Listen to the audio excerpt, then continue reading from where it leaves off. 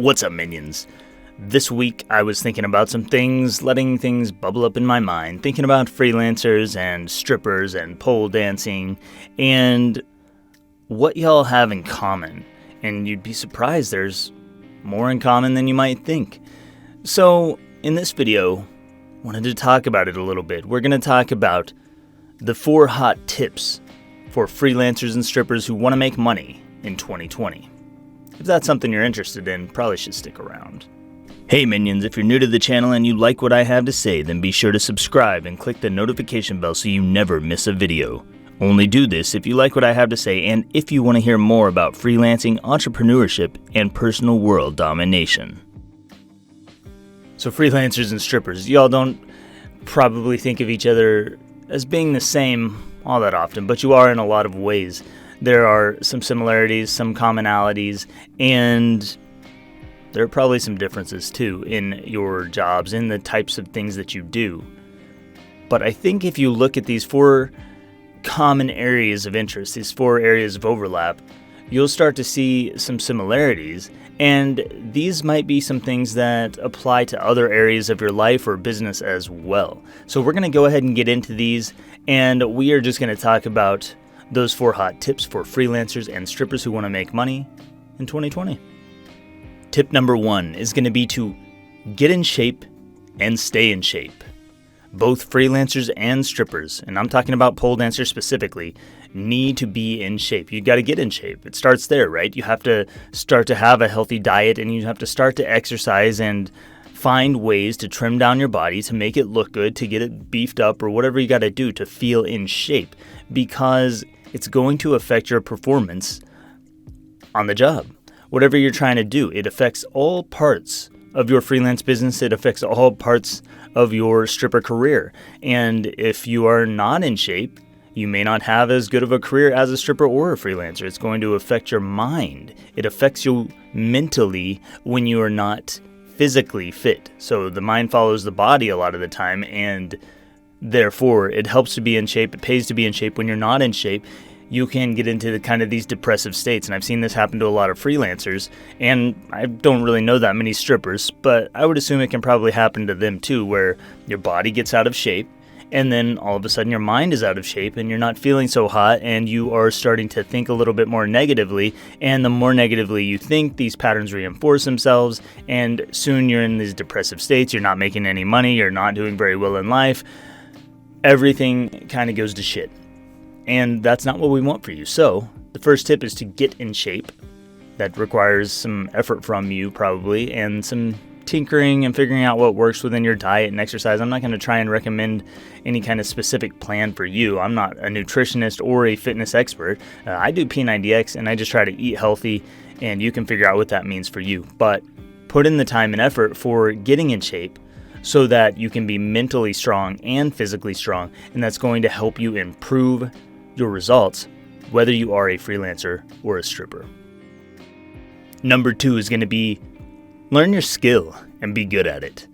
Whatever you do as a freelancer, if you're a copywriter, a web designer, a social media specialist, a virtual assistant, whatever that thing is, you're going to need to learn the skill a little bit, and you're going to need to be good at it if you want to make money. Same goes with stripping. If you want to be a pole dancer who gets paid well, you need to learn to dance on the pole. And I can tell you, if you don't spend time practicing, if you don't learn a little bit of it about it, you're going to fail hard. And then I speak from experience. I have a stripper pole in my bedroom, and I've tried to use it. Didn't go very well because I don't know what I'm doing. I haven't learned it, but my wife is good with it. I mean, she knows a bunch of moves, and she looks kind of professional on it, whereas I look like a lumbering guy who, I don't know, I look more like a freelancer trying to pole dance than a pole dancer trying to pole dance. So learn your skill and be good at it. If you don't know copywriting, if you don't know web design or whatever that thing is, and then you go out there and you try and sell yourself to clients as a copywriter or as a web designer, they're going to see right through you because you haven't learned your skill. So I'm a proponent of taking action. I always think that you should take action and get momentum and get going to get experience. But I also think that you need some foundations. There are some foundations that you need to learn. If you want to go and get into copywriting, you kind of need to learn, you kind of need to know at least a little bit about writing and a little bit about psychology. And the more you know about those things going into it, the better off you're going to be. You don't have to spend time learning all the different elements of copywriting, but you do need the foundations, the psychology, and you need a little bit of the writing to know how to write clear, clean English. And that goes to any other area too. It could be virtual assistant or web design or whatever it is. If you do web design, you might need to know WordPress, or you might need to know a little bit of HTML or CSS or whatever the foundational pieces of that are going to be. So learn your skill, but don't just learn your skill. You should be good at it. The better you are, that's going to help you off in the long run. So if you're going to be a stripper, learn to pole dance and then practice so you get good at it. Just work on getting better at it. If you're going to be a freelancer, whatever way you're going to freelance, practice it, learn the foundations, and then be good at it. Tip number 3 for freelancers and strippers is to put in the time now, and it's going to pay off later. And that means that's not just about practicing and learning the skill, which you should be putting in the time and effort to learn the skill, but you also need to put in the time in terms of grinding, the sweat work, the hard labor that it takes at the beginning. In freelancing, that might mean taking some lower paying gigs that you don't necessarily want to do and that value you lower than what you think you're worth, but they get you a foot in the door. They get you some experience. They get you some buildup. Or maybe it just means putting in the time and effort to apply to gigs with powerful proposals and cover letters that really speak to the client's needs. It could be just the act of going in and applying each day and finding the right gigs for you, putting in the time and effort to search for the right gigs, or putting in the time and effort to get on calls with clients, or just all the time and effort that has to go into this. The more that you put into that up front, the more it's going to pay off in the long run. And the same goes for strippers. The more you stick with stripping, if you practice pole dancing, you're going to get better at it over time. If you show up regularly, like a lot of strip joints will allow their strippers and dancers, I don't know, maybe I'm not using a PC term, I don't know. You guys can correct me in the comments below if you feel it needs correcting. But the dancers will be allowed to choose their own hours, or they can choose which days of the week they want to work. They may not work every day of the week. And a lot of the time, dancers have to work from like 8 o'clock at night through 3 o'clock in the morning. It's weird hours. So there's like this barrier to entry for a lot of people because, one, you need to have some skills in dancing or pole or whatever that thing is, and 2, you need to put in the hours and the time if you want to make money. And the more you put that time in, the better off you're going to be, the more you're going to get to know your customers, the regulars, the people who are going to come back and be your fans and give you more money, and it just kind of compounds over time. So whether you are a freelancer or a dancer, a stripper, whatever you may be or whatever you want to call yourself, you're going to have to put in the footwork, the time, the sweat work, the sweat equity they call it, the grind. You're going to have to go through that a little bit. There's not going to be a shortcut that's going to take you to instant money. There's not going to be a shortcut that's going to make you instantly rich or even instantly making full-time pay. In fact, as a dancer, you might go straight into making full-time pay depending on how good you are when you enter it.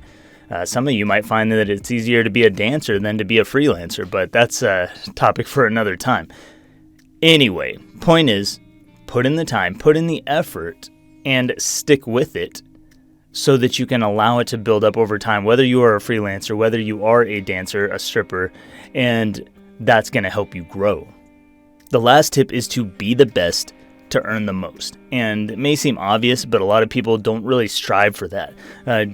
Freelancers often don't strive to be the best. They strive to meet the minimums, and they strive to be just good enough. And I don't think that's enough, especially not in 2020 and beyond. It's not enough to be just good enough. It's not enough to learn the basics of the skill. You have to constantly get better. You have to find ways to stand out. You have to figure out what is going to make you stand apart. Is it your niche? Is it your skill? Is it some specialized training that you take and learn, some specialized software system that you work in? I don't know what that thing is for you.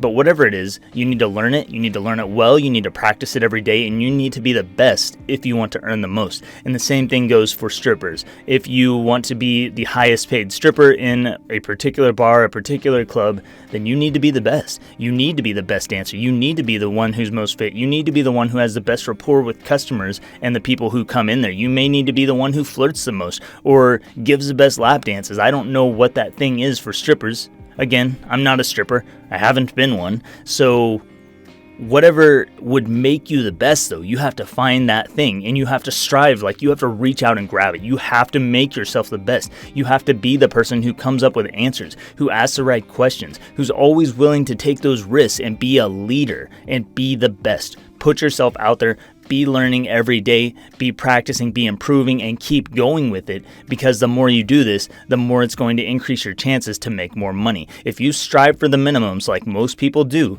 then you are going to get the minimum pay like most people do. And this is how people end up in jobs. It's how they end up not making much money as a freelancer. It just has to do with you only want to put in enough effort to get to the minimum level, but the minimum level doesn't pay maximum pay rates. So if you want to have the most pay, if you want to earn the most, gotta strive to be the best. So those are my 4 hot tips for freelancers and strippers. Let me know what you think in a comment down below. Do you have any other hot tips for us?